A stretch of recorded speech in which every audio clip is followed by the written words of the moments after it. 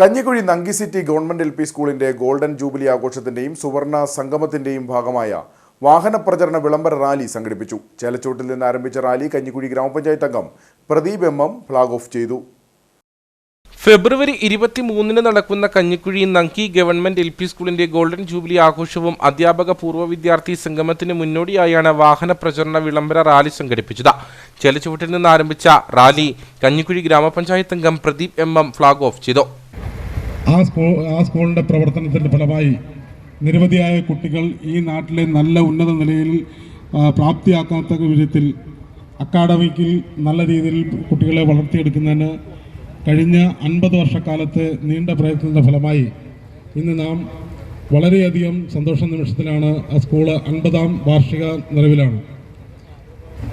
അതിൻ്റെ ഈ വരുന്ന മാസം 23-ാം തീയതി ഞായറാഴ്ച രാവിലെ 10 മണിക്ക്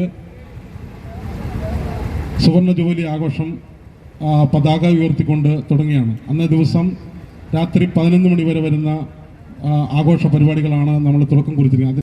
തുടർന്ന് നങ്കി എൽ.പി. സ്കൂളിലെ വിദ്യാർത്ഥികളുടെ ഫ്ലാഷ് മോബ് അരങ്ങേറി.